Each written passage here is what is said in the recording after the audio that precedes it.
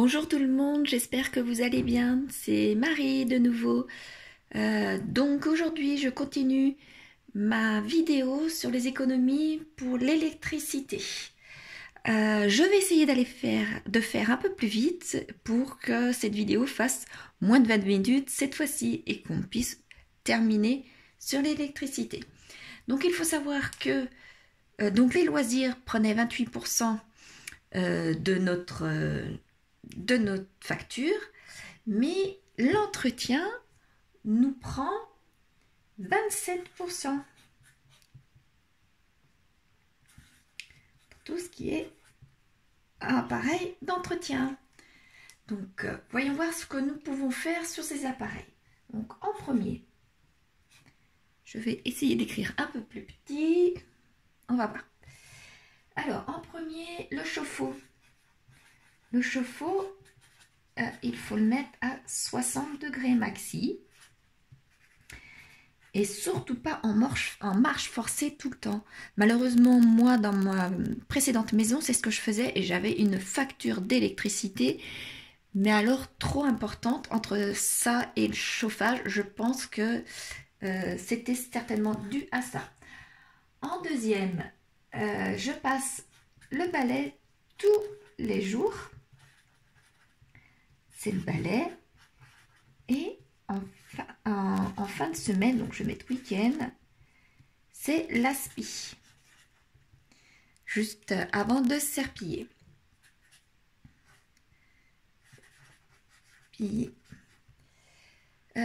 Puisque tout simplement le balai consomme pas du tout d'électricité contrairement à l'aspirateur. Donc, sauf lorsque c'est vraiment beaucoup plus sale que les jours précédents, là je prends l'aspirateur car ça, j'ai l'impression que c'est quand même malgré tout beaucoup plus efficace. Mais pour de l'entretien tous les jours, le balai est largement suffisant. En numéro 3, je fais le fer à repasser, la centrale à repasser une fois par semaine. Moi, ça ne me dérange pas de repasser, j'aime ça, je me mets une vidéo devant la télé, ce genre de choses-là, et je repasse. Je peux repasser 2 heures, 3 heures, vous imaginez bien avec une grande famille, c'est tout à fait possible de repasser autant. Donc, pour moi, je trouve que ça gaspille moins d'électricité, une fois qu'on y est, on y est. Voilà.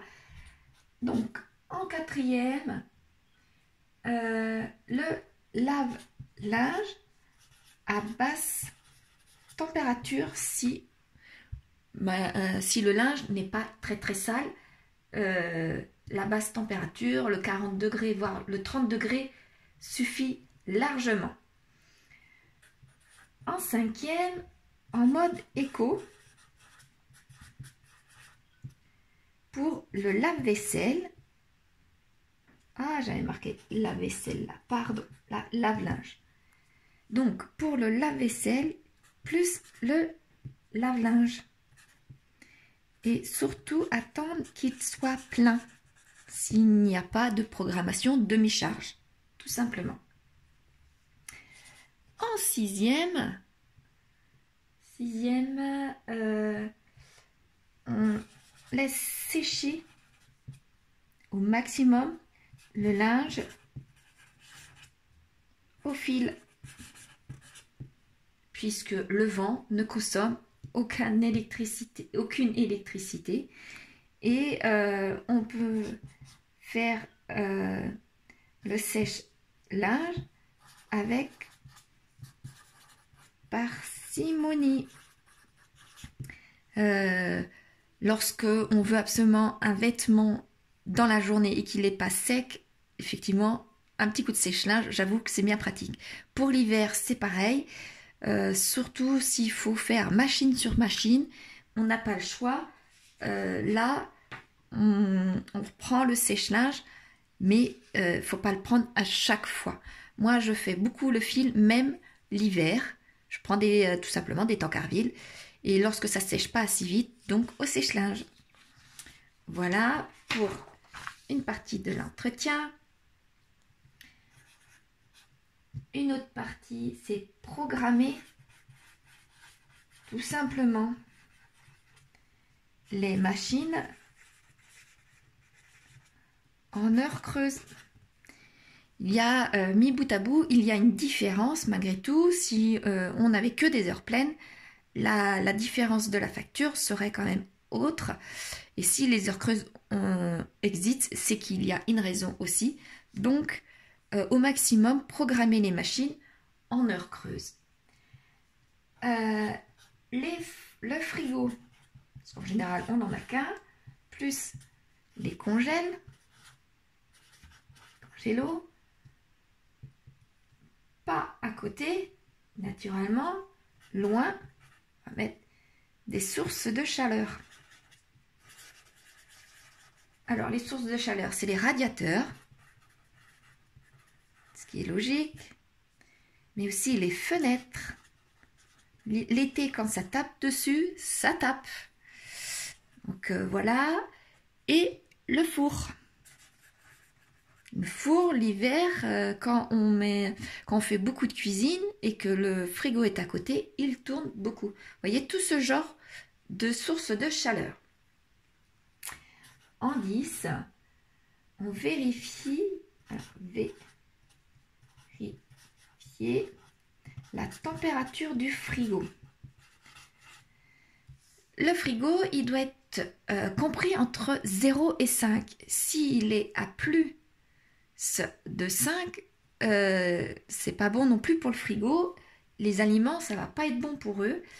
Il faut absolument que ce soit dans ces degrés-là pour que le frigo soit optimal. En 11, toujours le frigo. Si on peut acheter un frigo à froid ventilé, c'est quand même mieux pour le frigo. L'air continue et se rafraîchit. Je crois qu'il existe, je suis même persuadée, qu'il existe la même chose pour les congélateurs. Donc du coup, moins de glace dans les congélos. Pour le dernier, c'est connu, ça c'est évident effectivement, on ne met pas de plat chaud dans le frigo. Car il va tourner pour pouvoir descendre justement entre les 0 et 5 degrés.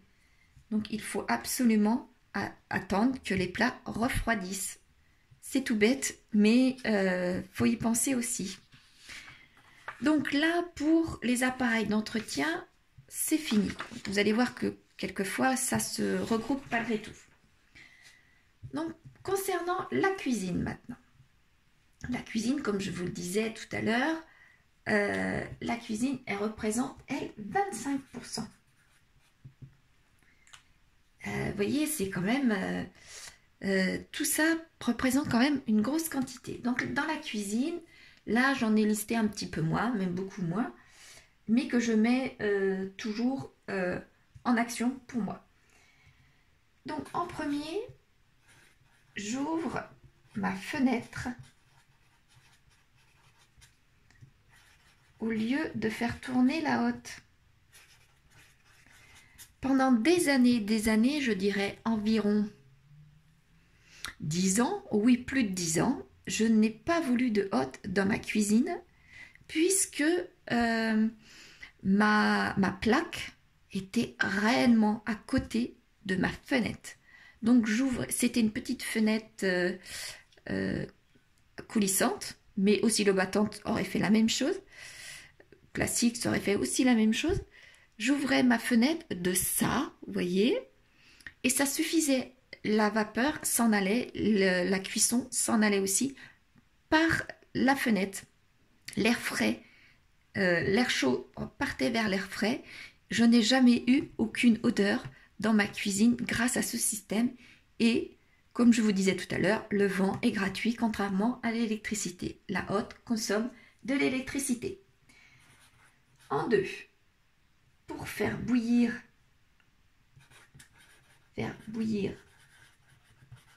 de l'eau.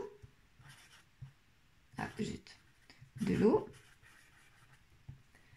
Je mets cette quantité d'eau là avant dans une bouilloire. Tout simplement. La bouilloire, effectivement, c'est à l'électricité. Mais la bouilloire va beaucoup plus vite que si on met de l'eau dans une casserole, même recouverte. La bouilloire va beaucoup plus vite. Donc une fois que la bouilloire est prête, je transverse cette eau-là dans ma casserole et en moins de 2 secondes, de nouveau, l'eau bout.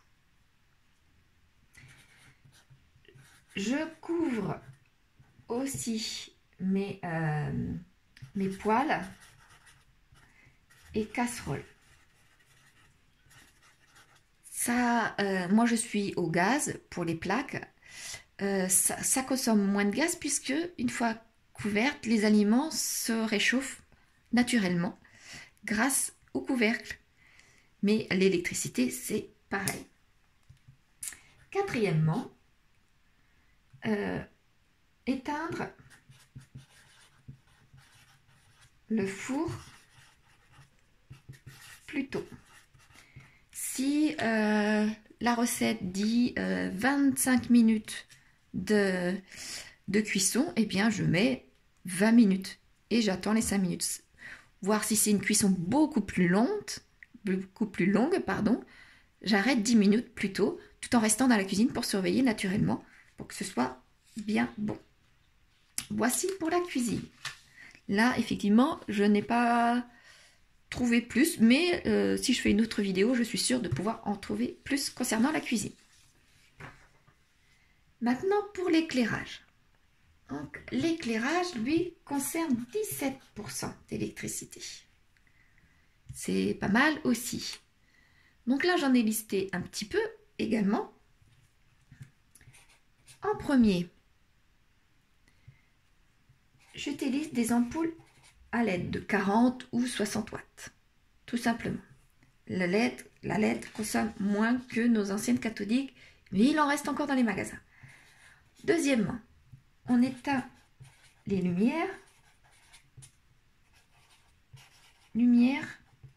Lorsqu'on est absent. Fin des pièces.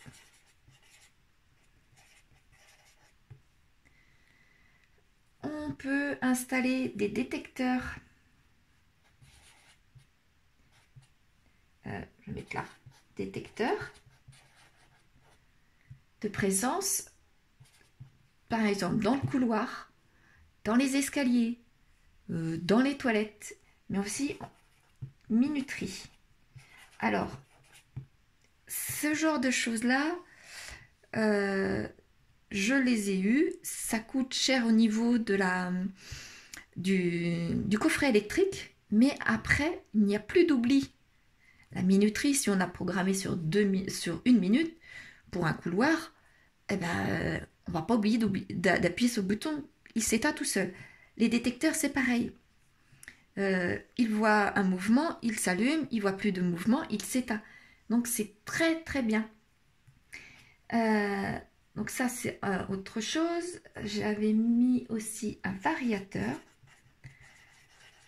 Les variateurs, ça, j'en ai pas utilisé, mais je connais des personnes qui l'utilisent et c'est, ma foi, parfait puisque automatiquement on va baisser la luminosité plus que si on avait laissé une ampoule classique et donc du coup consommer beaucoup moins. Et moi je trouve que c'est agréable à l'œil malgré tout. Donc on dépoussière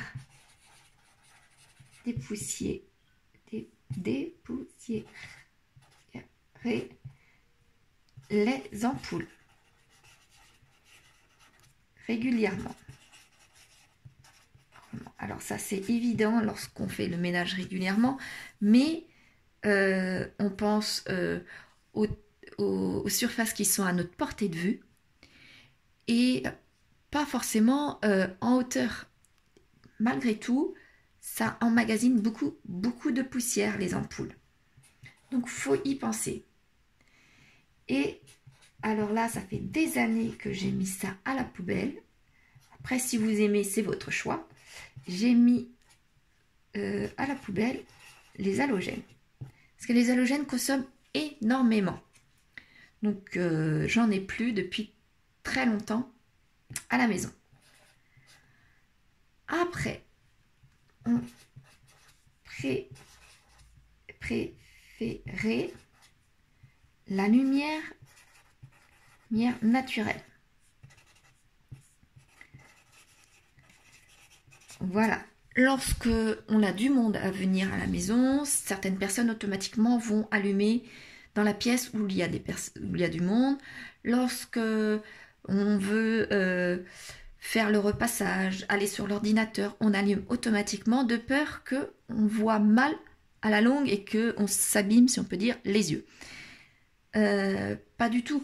Si, comme je vous ai expliqué tout à l'heure, moi j'ai un ordinateur portable, si on s'installe à côté d'une fenêtre, eh bien, la lumière du soleil va nous être bénéfique beaucoup plus longtemps et la lumière électrique n'est pas nécessaire aussi vite, tout simplement.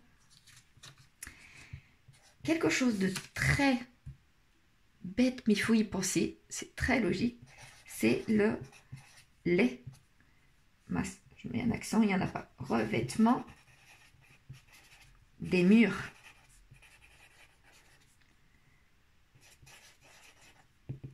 Clair. Allez chez quelqu'un et vous verrez si leur ne serait-ce qu'un pan de mur entier. Si leur pan de mur est clair, style beige, gris, ce genre de choses-là, la pièce va paraître beaucoup plus lumineuse que si c'est une couleur comme bordeaux. Vous voyez? Et donc du coup, ce qui assombrit énormément, et on est obligé de mettre la lumière beaucoup plus vite. Après, un pan de mur, c'est visible. Alors imaginez lorsqu'il y a deux pans de mur ou une pièce entière en foncé, forcément, la lumière électrique va arriver beaucoup plus tôt dans la journée. C'est automatique. Là, je l'ai marqué dans l'éclairage, mais je le mets un peu plus loin. C'est concernant les extérieurs. Donc, les extérieurs. Alors, détection automatique. Alors, moi, je l'avais fait pour ma maison à la porte d'entrée et à la porte du garage. Je sais que je voulais mettre aussi au niveau de la terrasse ce genre de choses-là à l'arrière. Vous voyez, pour les extérieurs, c'est parfait. Lorsqu'il y a une détection automatique, après, il faut régler également le temps. Parce qu'une terrasse, on va mettre peut-être beaucoup plus longtemps pour la détection que une porte de garage. C'est beaucoup plus rapide pour le temps. Donc là, à détection automatique et à énergie solaire. Donc ça, je l'avais fait également pour ma porte d'entrée.